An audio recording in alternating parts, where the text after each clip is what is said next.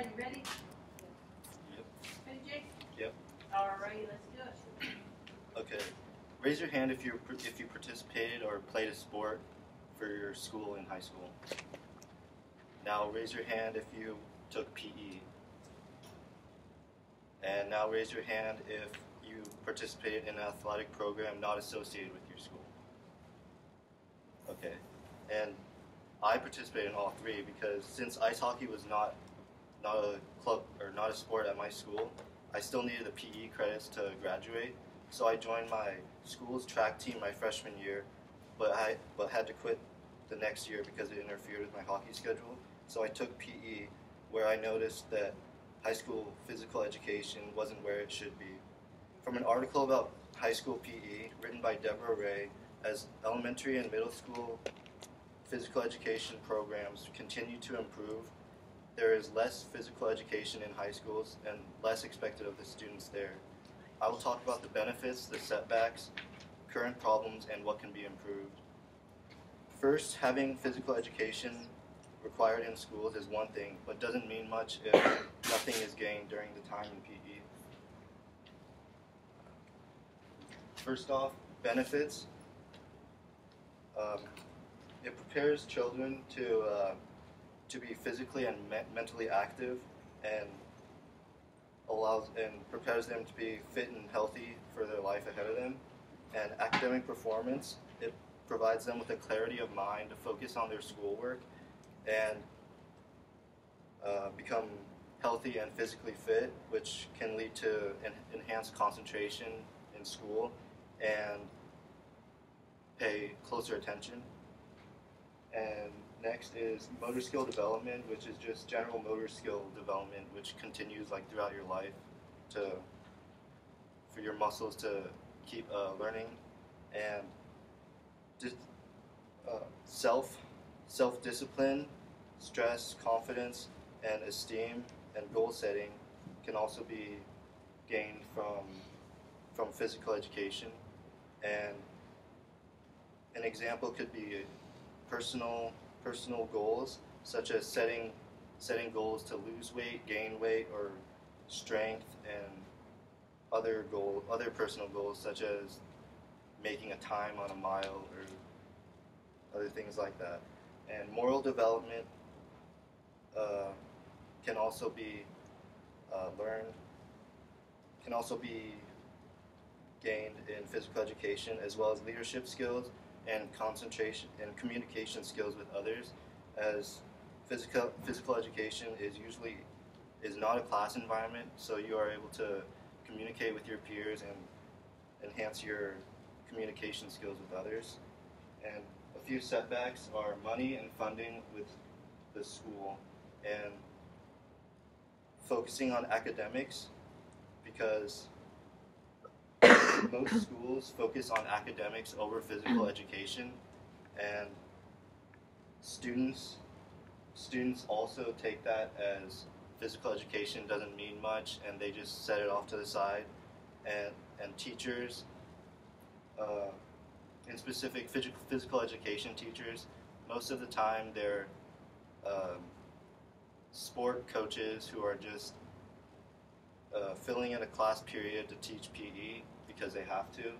And school teachers also feel, schools as well as teachers also feel that their programs are doing enough and that their program doesn't need a change. And some problems can include teachers. And from an article in 2009 about a PE deficit in high school, physical educators teach PE only so that they will have more time to prepare for their athletic programs, and they are not there to work with their students who cannot perform. And another problem is students' motivation, as PE is thought of just something, a class period to just kill time and not have to do anything. And school funding equipment is also another big issue, because most of the funding goes to academics or sports, and which is good, but there's no focus on physical education, which is the majority of, or not a majority, but a good amount of people who are enrolled in that. And Physical status is another big issue because people of all different capabilities are placed in the same PE class and are instructed to do the same exercises as everybody else when some people aren't able to do it and there's not enough focus on the issues that need to be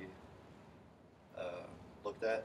And lack of instruction can lead to bad habits, which can lead to possible injuries, which happens more than often in some PE classes because nobody is taught the right way how to do each exercise, and physical activity is something that needs to be focused on doing right, because if you do it wrong, if you do exercises wrong in the wrong way, then it could lead to straining muscles and can cause serious injury, whether that's short term or long term.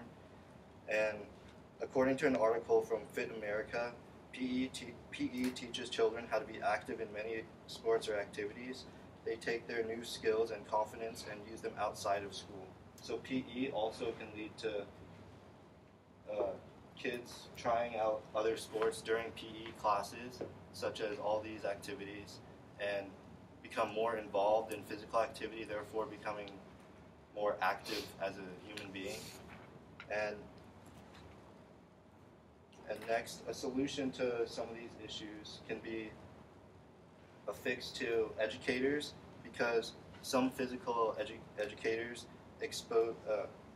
think of it as more of a job, and they should think of it less of a job and more of an opportunity to change adolescents' lives for the better. And an example of this was my weight training class was a weight training activity kind of thing that we did during our PE class, where we would go twice a week. We would go to a weight room and train on machines and weights, but most of the time, most of the kids would just be on their phone and not focused at all, and was basically a waste of time. And students also play an important role in physical education, as motivation is key to basically anything, because without motivation, no one is doing anything. And funding, again, is another big solution that can be used to solve some of the issues of physical education by putting more money towards places in physical education, such as teachers and equipment and things like that. And in our everyday life, Tim Zimmer writes that it comes down to what states, schools, and communities are willing to forfeit for the physical education and well-being of their youth. And this graph shows that along with physical fitness comes a rise in academic performance, which is clearly shown. And in conclusion, having physical education as a requirement in schools directly correlates to healthier lifestyle for students, both mentally and physically in the short term as well as the long term. And due to cost, there are some cases where schools do have physical education, but it is so poorly carried out that it doesn't utilize the assets being used to its full potential, and in the end is wasting money that could be better spent on better physical education or to improve the school's academics. Lastly, there are many factors that attribute to physical education in the U.S., and none can be ignored in order for health and fitness in schools to improve. Thank you.